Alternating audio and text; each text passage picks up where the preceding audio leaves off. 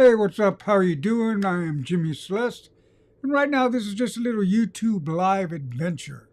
A YouTube live adventure. I'm going live right now, and I just want to see what happens because I just saw this video actually that said, "Gotta go live. If you don't go live, you lose your muscle. You got to keep your muscle going. You got to keep working at it. You got to keep doing it." And I have to keep going live and making YouTube videos. And eventually I'll find my niche. I'll find what I want to talk about because I have so many things to talk about. I really do. I want to talk about my dogs because I can talk about dogs for me because, I love dogs. It wasn't always that case, so to tell you the honest to God truth. I did not always love dogs. I mean, I liked them. I didn't kick them or nothing. I didn't like beat them up and spit on them or throw shit at them and stuff. I liked them. But I wasn't a dog person. I was never really a dog person until I got my first dog, Wilma. Wilma came into my life. And this is a little story, and I've told this story before, but I'm going to tell this to you right now live. And because when I first got Wilma, it was this girlfriend of mine's dog. And this was back in the day when I was doing stand-up, because I did stand-up for years, which I will talk about in more detail at another time. But right now we're talking about dogs, or I'm talking about dogs, and you're listening to me talk about dogs. This is what I'm going to do. But anyway, so I was walking. I had Wilma. I didn't walk her. I didn't do nothing with her. She just lived and annoyed the shit out of me. This is when I got high. I was getting stoned, and I'd sleep all day, and Wilma would bark all day, wake me up, and I hated this dog. I really did. But anyway, I was living with this girlfriend, and she had a loft, a big, giant loft in the East Village. Big artist loft. She was an artist, a big artist. And Wilma lived in a loft. And Wilma had a backyard, so nobody had to walk Wilma. Wilma could casually go in and out when she wanted to go to the bathroom and stuff because she knew she wasn't supposed to go to the bathroom in the loft.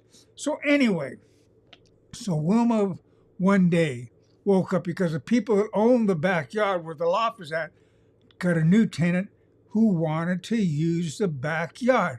And all of a sudden, one morning, Wilma woke up and she could not go outside anymore. She could not go out in the backyard. Needless to say, she was kind of depressed and sad and bummed out.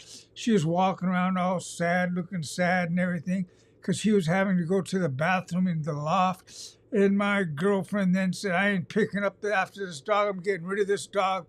I'm sending her to the ASPCA. And all of a sudden, in a moment of stoned weakness, I was watching Wilma walk around all sad, her head drooping, walking around and all sad and everything. And I looked at Wilma and I go, "You know something? You can't give her to the ASPCA. I'll walk her. What is it, 10 minutes around the block every day?" Because I was doing stand-up then. I didn't really have a lot to do during the day. I could walk the dog. It's no big deal. I go, "Look, I'll walk Wilma. I'll take care of her. You can't give her to the ASPCA. I'll take care of her." And she's like, "You hate this dog." Because I actually did. I hated her. But her sadness really overwhelmed me. I go, "So look how sad she is. You hate this dog. Okay, look, if you don't walk her, though, I'm sending her to the ASPCA. And I go, "Oh, no, you can't do that. I will walk her." And I tell you, I went over to pick up Wilma's leash, and the joy and excitement in her face of being able to go out, because she knew what the leash meant. The leash meant she was going out. And I took Wilma out. And she was excited and ecstatic, and she was so happy. And we went out into the world. And it was the best feeling I ever had. When I saw how excited she got, I was in love with Wilma. Love at first sight. And she became my dog. And I walked, and I was happy walking. I walked all over the place. And it was fun. It was great. And I didn't like some of the aspects of walking the dog, like having to pick up the poop and everything. Like I went and pick it up, and people go, "Oh, you got to pick up the dog poop." Okay. Anyway, one day I'm walking Wilma. This is a true story. I've used this in my stand-up act. I'm just telling you, it was a true story, though. So anyway, one day I'm walking Wilma up the street, 2nd Street in the East Village. We're walking along, and she pooped against us. I just let her poop. I wasn't going to pick it up. And this woman walks by me and goes, "Hey, what do you think? This is Paris where we don't pick up after our dogs?" And I'm like, babe, this is New York where we mind our own fucking business, you know? And I continued walking Wilma. But then I got home and I started thinking, because I started thinking, she's right. It's my responsibility. I have to pick up after the dog. I have to pick up after Wilma. This is what I have to do because I've been yelled at before by people for not picking up after my dog. So anyway, I took Wilma home and I went back out into the streets and went and picked up the poop that she made. And I want to tell you something. People look at you a whole lot differently when you're picking up dog poop and your dog isn't with you. I mean, it's just, anyway, that was a story that I had to tell. It's a true story, by the way. Anyway, so Wilma became my dog, and I loved that dog. And I eventually broke up with that girlfriend and got kicked out of the apartment. And got kicked, to make a long story short, though, I got kicked out of the apartment and I had to go. Because we moved from the loft to an apartment. Anyway, I got kicked out of the apartment, had to go, and so here I am, me and Wilma. Because she said, you leave the dog. The dog's a luxury. You can't. I go, no, Wilma's staying with me. Whatever happens, Wilma's staying with me. And she did. And I didn't know where I was going to go. I crashed at somebody's house one night. Then a friend of mine took me in another night. And then a friend of mine, his girlfriend, my friend was on the road with a band. He's a musician. He said I could have his apartment on 42nd Street between 8th and 9th. And so me and Wilma had a place to live for a while.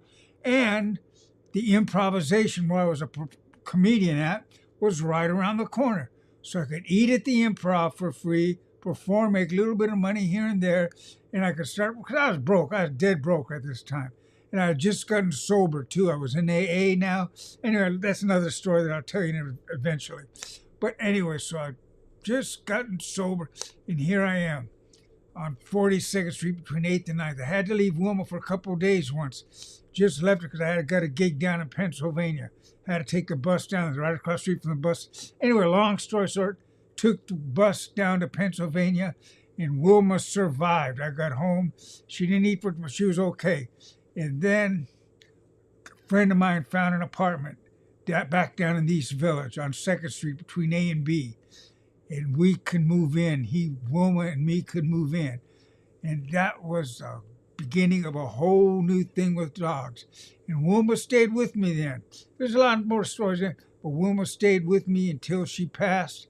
And that's when a succession of dogs came into my life. And I'll tell you more about this story as we go along. But I just wanted to go live for a few minutes to talk and just talk and find out what I'm really going to do with this niche and with this YouTube thing, and just to bring my story to you, because this is what I'm all about now. I love dogs, and I'm doing a lot of different things right now. I'm working on the YouTube thing, working on my niche, and I'm working on talking to you. And like I said, you have to exercise. You have to take advantage. You have to exercise the muscle of going live. I just saw some YouTube things say, if you don't go live, then you lose it. So I'm just going live because I did the other day. I got to make a video, and I'm making this video now. And those of you that watch it, and those of you that here's a little thing that I'm going to ask you to do, if you don't mind doing it. You can buy me a coffee. Here's my buy me a coffee thing. Take that QR code, take your phone, aim at that QR code, and buy me a coffee. $5, $10, whatever, and subscribe to my YouTube channel, please. Subscribe to my YouTube channel so I can get more followers. Hit the like button, hit the whatever button, hit the subscribe button, subscribe, buy me a coffee. Man, you guys are great. I love each and every one of you more than life itself. So please, if you get a chance, if you're gonna get value out of this YouTube channel. I'm beginning right now, and I want you guys to be part of the ride, part of the journey. So please subscribe, buy me a coffee, and look it. I want to thank each and every one of you for watching whenever you watch, and I will talk to you again real soon. See you later.